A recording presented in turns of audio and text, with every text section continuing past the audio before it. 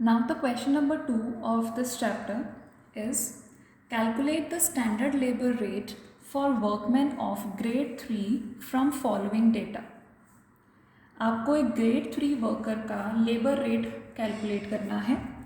Labour rate मैंने previous video में भी डिस्कस किया था क्या होता है. Now the question is like this. Basic पे 200 per month, dearness allowance 150 per month, fringe benefits 100 per month. Number of working days per year are 300. Leave rules हमें बताए गए हैं कुछ. 30 days paid leave with full pay and 20 days sick leave with half pay. इसका मतलब एक तो वो पूरे के पूरे साल में 300 दिन उसका नॉर्मल वर्किंग आवर रहता है, बट उसमें से 30 डेज उसको पेड लीव मिल रही है, मतलब फुल पे की लीव, और 20 डेज़ की उसको सिक लीव मिल रही है, और वो जो सिक लीव है उसके लिए उसको हाफ पे किया जाएगा, फुल पे नहीं किया जाएगा. मतलब 30 डेज़ के लिए तो उसको फुल पे करेंगे, बट 20 डेज़ के लिए उसकी हाफ सैलरी डिडक्ट हो जाएगी और हाफ सैलरी उसको मिलेगी. और साथ में हमें इन्फॉर्मेशन मेंशन है, usually the sick leave is fully availed of, कि जितनी भी एक पर्सन को सिक लीव मिलती है वो उनको कंप्लीट अवेल करता है, मतलब वो सारी छुट्टियां लेता है सिक लीव की. नाउ इस केस में हमने निकालना है कि हमारा लेबर रेट क्या है, जिसको मैंने वो आपको लास्ट वीडियो में भी बताया था कि उसको आर्ली रेट भी बोला जाता है, क्योंकि ये हम एक लेबर की 1 घंटे की कॉस्ट निकालते हैं. और फिर हमें बोला गया है part B, but part B मैं अभी नहीं रीड आउट कर रही. Let's solve the first part here. जैसे प्रीवियस क्वेश्चन सॉल्व किया था वैसे ही सेम पैटर्न से सॉल्व किया जाएगा.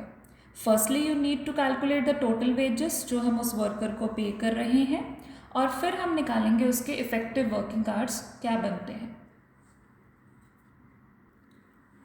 अब अगर इस क्वेश्चन को नॉर्मली सॉल्व किया जाए तो हमारी जो टोटल वेजेस आएंगी दैट विल बी 5400. बेसिक पे multiply by 12, dearness allowance multiply by 12 and 100 into 12 on account of fringe benefits. ये टोटल आ गया आपका 5400. दैट मीन्स हम उसको 5400 सैलरी पे करेंगे. बट इस क्वेश्चन में एक चेंज है प्रीवियस क्वेश्चन से. क्वेश्चन में हमें ये बोला गया है कि हमने उस वर्कर को 20 दिन की सिक लीव देनी है, और उन 20 दिनों के लिए उसकी हाफ पे डिडक्ट हो जाएगी और उसको हाफ पे ही मिलेगी. मतलब इस क्वेश्चन में हम उस वर्कर को 5400 पे नहीं करेंगे कंप्लीट, क्योंकि उसने अपनी सिक लीव तो सारी अवेल कर ली है. तो सारी अवेल करने के कारण जो वो 20 दिन का सैलरी है वो उसको कंप्लीट नहीं मिली, वो उसको हाफ मिली है. हम यहाँ पर कैलकुलेट तो पूरे के पूरे साल की कर रहे हैं, बट पूरे साल में 20 दिन उसको हाफ सैलरी मिली है. दैट मीन्स हम यहाँ पर 5400 से वो 20 डेज़ की हाफ सैलरी को माइनस कर देंगे जो उस पर्सन ने रिसीव ही नहीं की. सो माइनस सिक लीव कितने दिनों की है? 20 डेज़ की है. अब 20 डेज़ के लिए हम कैसे कैलकुलेट करें? उसको कैलकुलेट करने का एक बहुत ईजी मेथड है. अगर देखा जाए तो this plus this plus this 200 plus 150 plus 100 is 450. ये क्या हुई? उसकी मंथ की कॉस्ट. मल्टीप्लाई बाय 12 इज़ 5400, उसके साल की कॉस्ट हो गई. अगर मैं उसको 20 दिन के लिए सैलरी कम पे करूँगी तो वो मैं 1 दिन की सैलरी कैसे निकालूँ? That will be 450 divided by 30. कैसे आया? ये आपकी 450 बेसिक पे plus DA plus fringe benefits हैं. ये हमें पर मंथ बेसिस पर दिए थे, तो पर मंथ का अगर मैं टोटल निकालूं तो 450 आ रहा है. मतलब 1 महीने में मैं उसको 450 पे कर रही हूँ. तो अगर मैं एक दिन की निकालूंगी तो मैं उसको क्या करूँगी, 30 से डिवाइड कर देती हूँ, क्योंकि 30 डेज इन अ मंथ है। सो 450 डिवाइडेड बाय 30, तो वो मेरी एक दिन की कॉस्ट आ गई या वेज आ गई जो मैं उस वर्कर को पे कर रही हूँ। अब उसने कितने दिन की लीव अवेल की है, 20 दिन की। और जो 20 दिन की अवेल की है उसमें उसको कितने मिले हैं, हाफ मिले हैं, और कितने उसके डिडक्ट हुए हैं, हाफ डिडक्ट हुए हैं।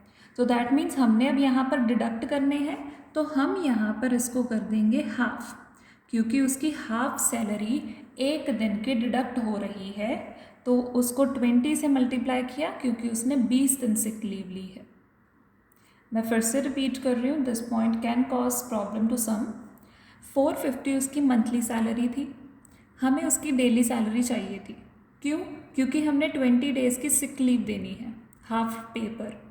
तो 450 को अगर 30 से डिवाइड किया, वो आपकी एक दिन की उसकी सैलरी आ गई या वेजेस आ गए। उसको मल्टीप्लाई किया 20 से क्योंकि उसने 20 दिन लीव ली है, और उसको हाफ से डिवाइड इसलिए किया है क्योंकि उसकी हाफ सैलरी डिडक्ट हो रही है, पूरी सैलरी डिडक्ट नहीं हो रही है। तो अगर मैं यहाँ पर इसको सॉल्व करूँ, it will be 150, this divide gets cancelled, this will become 10 and ये हो जाएगा आपका 9।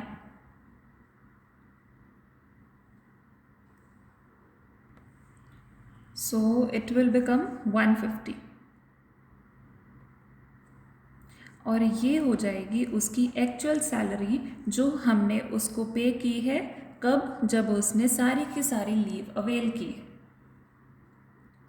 अब आ जाता है हमारा सेकेंड पार्ट जो हमने कैलकुलेट करना है, वो होंगे इफ़ेक्टिव वर्किंग आवर्स।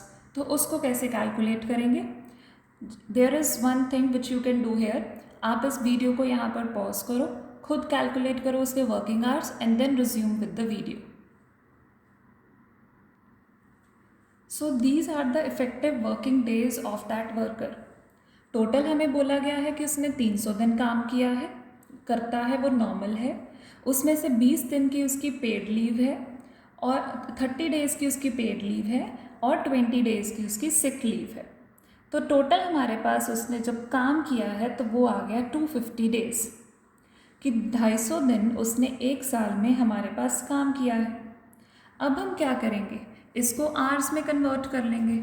तो आवर्स में कन्वर्ट करने के लिए 250 इंटू, अब इस क्वेश्चन में हमें नहीं बताया गया कि एक घंटे में, एक दिन में कितने घंटे काम होता है। जब भी बताया गया ना हो, आप उसको 8 ही एज्यूम करोगे कि एक दिन में 8 घंटे एक वर्कर नॉर्मल काम करता है। ये रूल है, लेबर लॉज में बोला गया है। इससे ज़्यादा अगर वो काम करेगा तो वो उसका ओवर टाइम माना जाता है।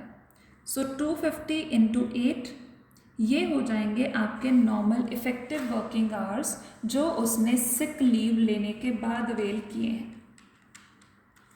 So that will be 2000 hours. अब यहाँ पर इसको कंप्लीट कर लेते हैं। लेबर आवर रेट इस केस में आ जाएगा आपका,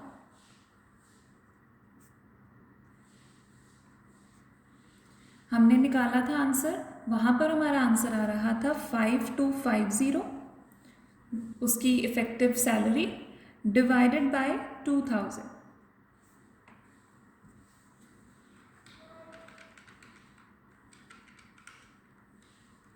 So it will be 2.63 rupees. और ये कैसे आए हैं? ये आपके पर आवर की फॉर्म में उस लेबर का खर्चा पड़ रहा है 2.63। हमें तो ये खर्चा बहुत कम लग रहा है, बट जो बड़ी बड़ी फैक्ट्रीज़ होती हैं वहाँ पर इन सारी चीज़ों का बहुत मतलब होता है, क्योंकि उनके पास बहुत वर्कर्स होंगे। तो ये 2 रुपये एक घंटे की कॉस्ट भी अगर उनको एक्स्ट्रा पड़ जाए तो उनको काफ़ी बड़ा लॉस हो जाता है। सो 2.63 is the answer of first part. Now what is the second part? Second part हमें क्या कहता है? Now the second part is asking what would be the labor cost per hour if no sick leave is availed of during the year। हमारी labour our cost तब क्या होगी जब हम कोई भी सिक लीव नहीं ले रहे हैं। मतलब हम सिर्फ और सिर्फ 30 डेज़ की पेड लीव ले रहे हैं, बाकी 20 डेज़ की कोई सिक लीव नहीं है। जो हमारा क्वेश्चन प्रीवियस वाला था, फर्स्ट क्वेश्चन, उसमें भी क्या था, सिर्फ और सिर्फ पेड लीव थी, सिक लीव नहीं थी। तो इस केस में आप कैसे सॉल्व करोगे? Total wages paid to a worker, उस केस में क्या हो जाएगा, 5400, क्योंकि अगर उसने सिक लीव नहीं ली तो हम यहाँ से ये अमाउंट भी सब्ट्रैक्ट नहीं करेंगे। आप 5400 को डिवाइड करोगे और नंबर ऑफ वर्किंग आवर्स भी कैसे लोगे, by without subtracting sick leave. Let's see how to solve. Now in this case I have calculated total wages हमारे 5400 पर ईयर रहेंगी, जो हमने प्रीवियस पार्ट में निकाला है। सिक लीव वहाँ से माइनस नहीं करेंगे क्योंकि वो तो हमने अवेल ही नहीं की। देन आते हैं हमारे इफेक्टिव वर्किंग आवर्स। 300 आ गए आपके नॉर्मल वर्किंग आवर्स, 30 डेज आपकी पेड लीव है। अब पेड लीव के बारे में तो हमें कुछ नहीं बताया, वो तो हर एक वर्कर को अलाउड है, वो तो मिलेगी ही मिलेगी। तो हमने यहाँ पर 30 माइनस किया तो आ गया आंसर 270 डेज। यहाँ पर 20 माइनस इसलिए किया था क्योंकि सिक लीव अवेल की थी, but here sick leave is not availed, तो 270 डेज आ गया। अब यहाँ पर अगर हम कैलकुलेट करें तो 270 into 8, that will become your normal effective working hours. 270 into 8 will be 2160 hours. तो अगर अब यहाँ पर इस केस में लेबर रेट निकालें, labour hour rate which will be 2160, sorry, it will be 5400 divided by 2160. Answer is 2.5 per hour.